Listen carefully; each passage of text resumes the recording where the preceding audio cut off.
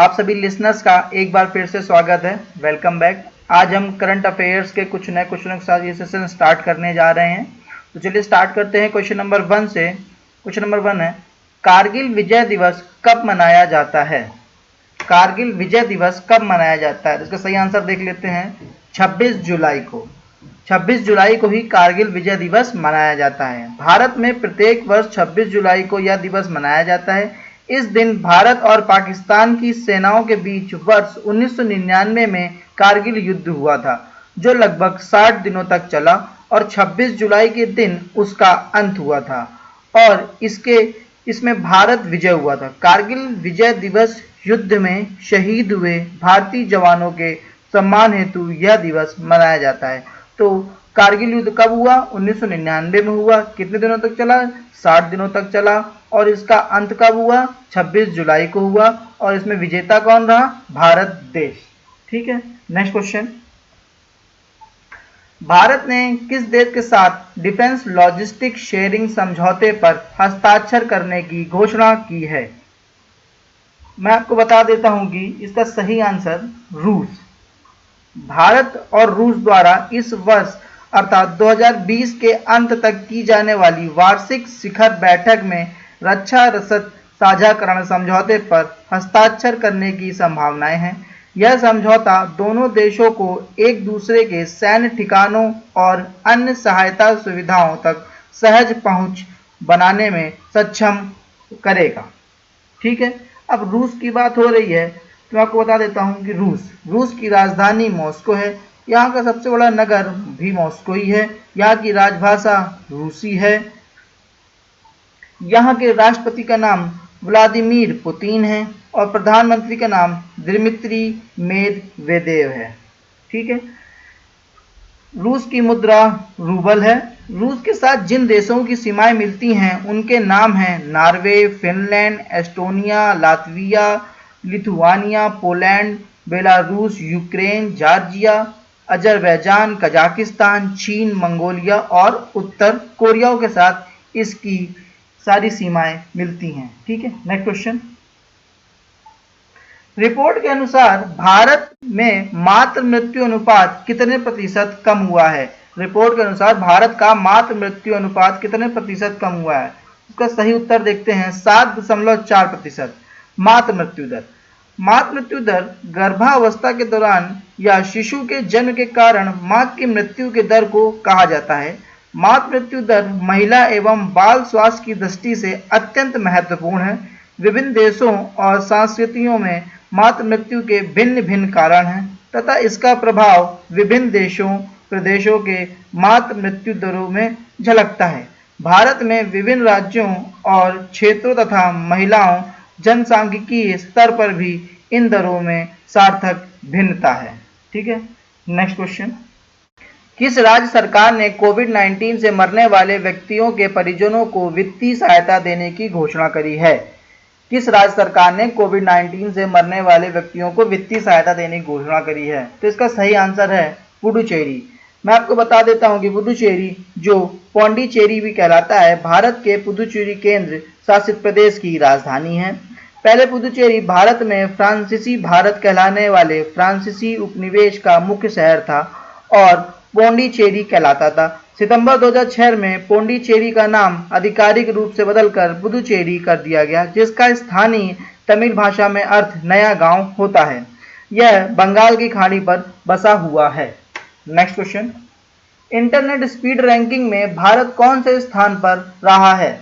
इसका सही आंसर देख लेते हैं। इंटरनेट स्पीड रैंकिंग में भारत 130वें स्थान पर रहा है। मैं आपको बता देता हूं कि इंटरनेट स्पीड टेस्ट करने वाली कंपनी ओकला ने हाल ही में स्पीड टेस्ट ग्लोबल इंडेक्स जारी किया है, जिसमें भारत की रैंकिंग में गिरावट दर्ज करी गई है। मार्च की स्टडी के अनुसार मोबाइल के लिए भारत को सूचकांक में 130वां स्थान दिया गया है, जो फरवरी 2020 की तुलना में 2 स्थान नीचे है। वहीं फिक्स्ड ब्रॉडबैंड सर्विस में भी 2 स्थान गिर के 71वें स्थान पर पहुंच गया है। Next question. हाल ही में सीसीआई ने किस कंपनी को कृष्णापट्टनम पोर्ट में अधिग्रहण की मंजूरी दे दी है? सीसीआई ने किस कंपनी को कृष्णापट्टनम पोर्ट के अधिग्रहण की मंजूरी दे दी गई है? तो इसका सही आंसर है अडानी पोर्ट्स। अडानी पोर्ट्स क्या है? अडानी पोर्ट्स एक special economic zone limited Bharat का सबसे बड़ा बंदरगाह डेवलपर और ऑपरेटर कंपनी है। 2 दशकों से भी कम समय में इसने भारत भर में बंदरगाहों की बुनियादी ढांचे और सेवाओं के एक अद्वितीय पोर्टफोलियो का निर्माण किया, अधिग्रहण किया एवं विकास किया है। ठीक है, नेक्स्ट क्वेश्चन। हाल ही में किस देश के सरकारी परमाणु संस्थान INEST के 90 से ज्यादा वैज्ञानिकों ने एक साथ इस्तीफा दे दिया है? इसका सही आंसर है चीन, चाइना। चीन के सरकारी परमाणु संस्थान the institute of nuclear energy safety technology INEST में काम करने वाले 90 से ज्यादा वैज्ञानिकों ने इस्तीफा दे दिया है, जिसके बाद घबराई सरकार ने इसे ब्रेन ड्रेन मानते हुए जांच के आदेश दे दिए हैं। इतनी बड़ी संख्या में वैज्ञानिकों के इस्तीफे के पास इस संस्थान को चलाने के लिए बहुत कम साइंटिस्ट ही बचे हुए हैं। इस्तीफा देने के पीछे कारण क्या है? मीडिया रिपोर्ट के अनुसार वैज्ञानिकों के इस्तीफा देने की कई वजह हैं, जिसमें से उनके वर्तमान में गड़बड़ी और सरकारी सुविधाओं में कमी। ठीक है, वहीं चीनी कम्युनिस्ट पार्टी इस संस्थान पर अपना पूरा अधिकार जमाए हुए है। कहा जा रहा है कि पार्टी के बड़े नेता जबरदस्ती वैज्ञानिकों से काम करवाना चाहती है। ठीक है, नेक्स्ट क्वेश्चन। हाल ही में किस राज्य सरकार ने नहर आधारित जल परियोजना को मंजूरी दे दी है? इसका सही आंसर है पंजाब। केंद्रीय मंत्रिमंडल ने गुरुवार को पंजाब में रावी नदी पर शाहपुर कंडी डैम परियोजना को मंजूरी दे दी। इस परियोजना से भारत में रावी नदी का जो पानी बहकर पाकिस्तान चला जाता है उसे रोकने में मदद मिलेगी। इसके लिए 2018-19 से 2022-23 की 5 वर्षों की अवधि के दौरान 485.38 करोड़ रुपए की केंद्रीय सहायता उपलब्ध कराई जाएगी।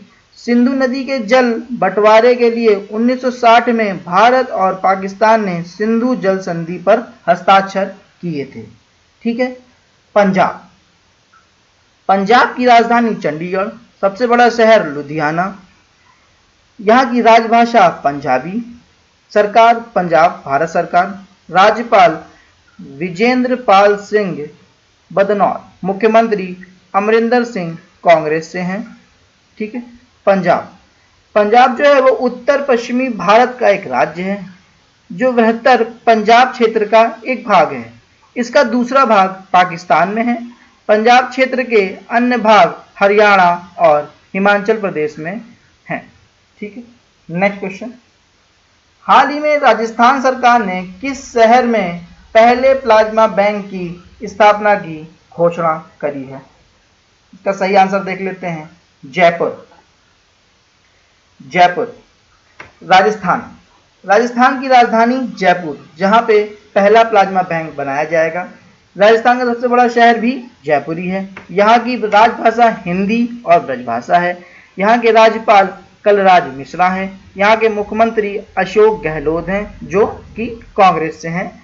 राजस्थान भारत गणराज्य का क्षेत्रफल के आधार पर सबसे बड़ा राज्य है। इसके पश्चिम में पाकिस्तान है, दक्षिण पश्चिम में गुजरात है, दक्षिण पूर्व में मध्य प्रदेश है, उत्तर में पंजाब है जो कि भारत वाला पंजाब है, उत्तर पूर्व में उत्तर प्रदेश और हरियाणा है। राज्य का क्षेत्रफल इस वक्त लगभग 3,42,239 वर्ग किलोमीटर है। 2011 की गणना के अनुसार राजस्थान की साक्षरता दर 66.11 है। Next question. हाल ही में भारत ने अब तक का 60% अक्षय ऊर्जा के लक्ष्य को निर्धारित किया है। 2030 तक भारत ने 60% अक्षय ऊर्जा के लक्ष्य को निर्धारित किया है। अब ये अक्षय ऊर्जा क्या है? अक्षय ऊर्जा मतलब नवीनीकरण ऊर्जा। अक्षय ऊर्जा या नवीनीकरण ऊर्जा में से ऊर्जा शामिल होती हैं जो प्रदूषण कारक नहीं होती हैं तथा जिनके स्रोत का क्षय नहीं होता है या फिर जिनके स्रोत का पुनः भरण होता रहता है। सौर ऊर्जा, पवन ऊर्जा, जल विद्युत ऊर्जा, ज्वार भाटा से प्राप्त ऊर्जा, बायोगैस, जैव ईंधन आदि नवीनीकरणीय ऊर्जा के कुछ उदाहरण हैं। तो इसी प्रकार के करंट अफेयर्स के क्वेश्चनों को देखते रहने के लिए हमारे साथ जुड़े रहिए। अब हम मिलते हैं नेक्स्ट लेक्चर में। Thank you.